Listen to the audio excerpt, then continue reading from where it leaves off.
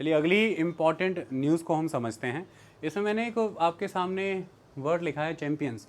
इसका full form भी मैं आपको समझाऊंगा। देखिए यूपीएससी या अदर स्टेट पीसीएस एग्ज़ाम में आप जाते हैं तो मोस्टली क्या होता है कि आपको एक नेम दिया होता है, कि एब्रीविएशन दिया होता है, उसका फुल फॉर्म कई बार आपसे पूछ लिया जाता है।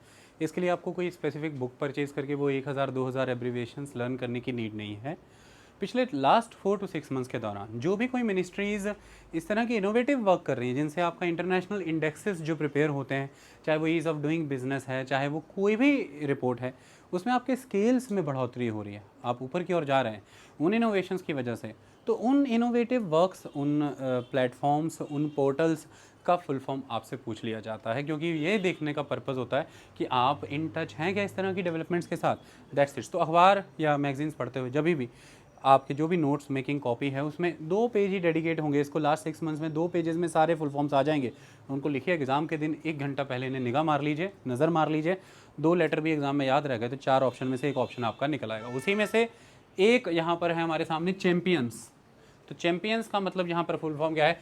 Creation and harmonious application of modern process for increasing the output and national strengths. ठीक है, क्रिएशन, पहले तो हमें क्रिएट करनी है ऐसी चीज़ें। Then the harmonious application, harmonious मतलब different web portals, different departments के साथ मिला करके चलना। इसको जो भी हमने क्रिएट किया है उसको different web portals, different platforms के साथ उसे इन सिंक करके चलना है ताकि मैक्सिमम इन्फॉर्मेशन गैदर हो पाए। और मेरे लास्ट बजट के लेक्चर में मैंने आपको बताया था कि आज कितने इंपॉर्टेंट हो गए हैं डाटा सेंटर्स। डाटा सेंटर्स नए बजट पे भी उसी पे फोकस है, डाटा सेंटर। पिछले बजट का 95% नए बजट में है, बस समझ लीजिए, इनोवेशन के नाम पर, डेवलपमेंट के नाम पर।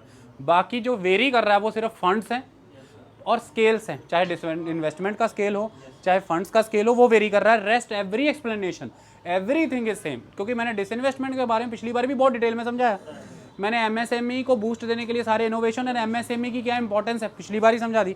इस बार क्या है, बस नए आंकड़े जोड़े गए हैं, हम सारा कवर करेंगे। इस बार भी बजट डिटेल में कवर करेंगे। ओके, रुकी यार, आगे रुकी, ठीक है। तो क्लियर हुई है बात। तो क्या है? Creation and harmonious application of modern processes.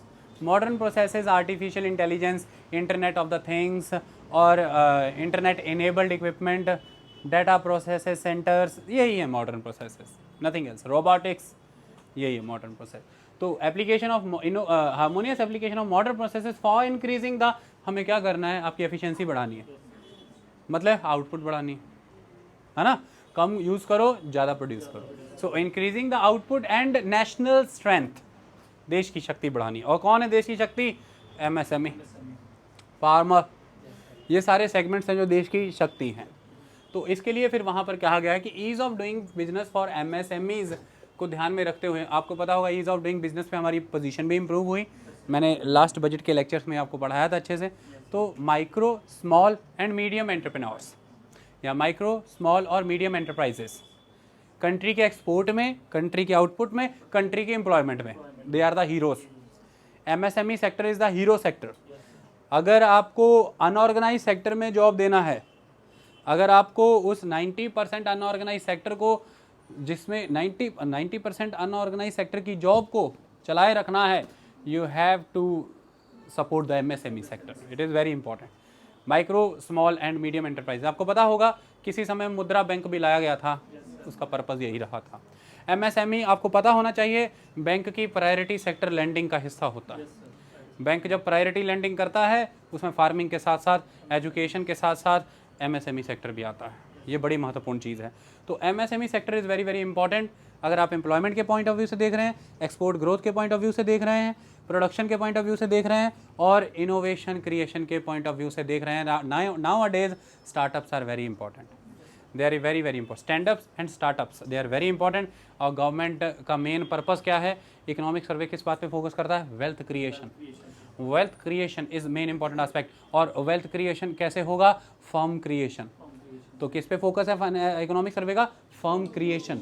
New firms, नई फर्म्स को क्रिएट करो, so that we can create fresh wealth, so that we can create entrepreneurs, so that we can provide employment to the largest section of the society, जिसको कि job देने के लिए अब शायद गवर्नमेंट के पास उतना मैकेनिज्म ना रहेगा। आपको आत्मनिर्भर होना है। तो लाइन सुनी होगी आपने, आत्मनिर्भर भारत, मतलब यही है सेल्फ एम्प्लॉय बनो। ओके।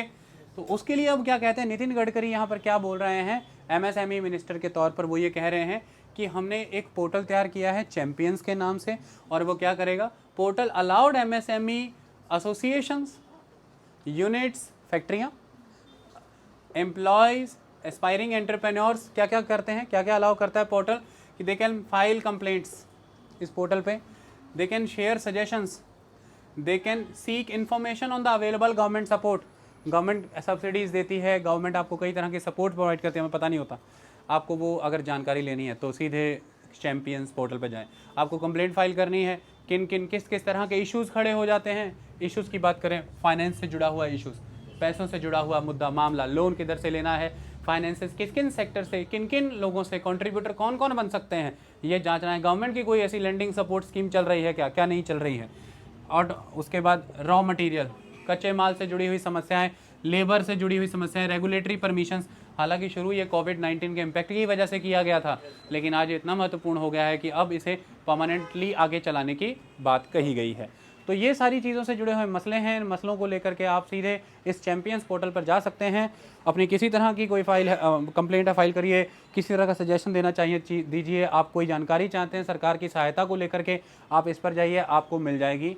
ये ऑटोमेटिकली जितने भी एमएसएमई ग्रीवेंसेस अगर कहीं पर पड़े हुए हैं तो एक और फुल फॉर्म आ रहा है, कौन सा है, सीपीजी रैम्स, सीपीजी आरएएमएस कौन है, centralised public grievances redress and monitoring system, centralised public grievances redress and monitoring system, CPG RAMS. अब ये एक बार भी ज़िंदगी में पढ़ा है था तो एमसीक्यू में ये ऑप्शन 4 में से एक याद आ जाएगा, क्योंकि आपको याद आ जाएगा centralised public grievance redress and monitoring system.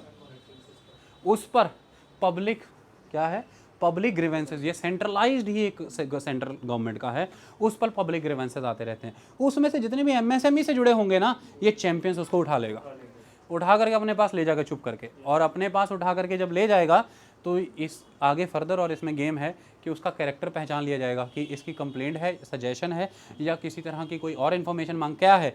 तो फिर एमएसएमई मिनिस्ट्री के अंदर जो भी कोई डिपार्टमेंट, कोई ब्यूरो, कोई ऑफिस, कोई ब्रांच है जिसके पास वो जाना चाहिए, उसको भेज दिया जाएगा। ऑटोमेटिकली रूटिंग प्रोसेस है ये, और वो इसे 3 दिन के अंदर अटेंड करेंगे। ये टाइम बाउंड मैनर में किया जाने वाला काम है, इसको 3 डेज़ के अंदर अटेंड करना पड़ेगा। आई बात समझ में? तो इस तरह से ये काम करता है। इसके बारे में नितिन गडकरी ये भी कहते हैं कि हमने इन्हें msme.gov.in के साथ भी चैंपियंस को कनेक्ट कर दिया है, सिंक कर दिया है, जिसका फ़ायदा आपको ये मिलेगा कि किसी भी तरह के इनोवेशंस अगर कोई हैं तो इनोवेशंस ऑटोमेटिकली ही चैंपियन उठा लेगा, जिसे आप सजेशन के तौर पर चलते हैं। फिर दूसरा वो ये कहते हैं कि पूरे भारत भर में अलग अलग डिस्ट्रिक्ट में, भारत के राज्यों में अलग अलग डिस्ट्रिक्ट के अंदर एमएसएमई डेवलपमेंट इंस्टीट्यूट्स हैं। उन एमएसएमई डेवलपमेंट इंस्टीट्यूट्स के अंदर एमएसएमई का चैंपियन कंट्रोल रूम होगा। जितने भी एमएसएमई डेवलपमेंट इंस्टीट्यूट्स हैं उनके अंदर एक चैंपियन कंट्रोल रूम होगा। वो चैंपियन कंट्रोल रूम वहाँ पर बसे हुए एमएसएमईज़ की हेल्प करेगा कि गवर्नमेंट की तरफ से क्या क्या सपोर्ट आपको अवेलेबल है या आपकी क्या समस्याएं चल रही हैं। और ये किस मॉडल पर काम करेगा कंट्रोल रूम, ये हब एंड स्पोक मॉडल पे काम करेगा। जैसे आपने चक्का देखा होगा पहिया गाड़ी का, उसका एक हब होता है और फिर उसके स्पोक्स होते हैं। और इसका हब कहाँ है, दिल्ली में जो एमएसएमई ऑफिस, सेक्रेटरियल ऑफिस है, वहाँ पर हब प्लेस्ड होगा। और पूरे भारत भर में जहाँ जहाँ पर भी एमएसएमई डेवलपमेंट इंस्टीट्यूट है वहाँ पे इसकी स्पोक्स जाएंगी। तो हब एंड स्पोक मॉडल अगर कभी किसी फाइनेंस कमीशन या किसी इकोनॉमिक सर्वे या किसी बजट में पढ़े तो बहुत ज़्यादा अचंभित ना हो जाए। It is a very simple system, hub and the spokes. कहीं एक जगह पर उसका मेन सेंटर है और फिर पूरे भारत में वो आगे आगे स्प्रेड हुआ है। तो चैंपियंस कंट्रोल रूम होगा, हब एंड स्पोक मॉडल पर बेस्ड होगा, और इस तरह से इसे भारतव्यापी गतिविधि बनाने का प्रयास किया जाएगा। अब सीपीजी रैम्स याद रखें और चैंपियंस याद रखें। एक बार चैंपियंस को हम मिल करके समझने की कोशिश करते हैं। ये क्या कह रहा है, चैंपियंस में सी मने क्रिएशन, एंड सी मने क्रिएशन, एच मने हारमोनियस, ए मने एप्लीकेशन, एम मने एक मिनट, एम मने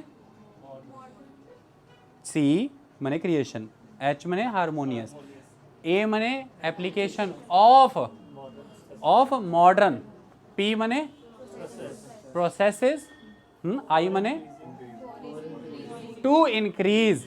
ऑफ और टू तो आपको लगाना ना, वो भी चाहते हैं आप, मिनिस्ट्री देगा आपको एब्रीविएशन में। टू इंक्रीज, हाँ, champions to increase output and national strength. Very good, that is the full form of the champions. ये चैंपियंस तो आपको नहीं भूलेगा। चलिए, थैंक यू सो मच। बंद करिए।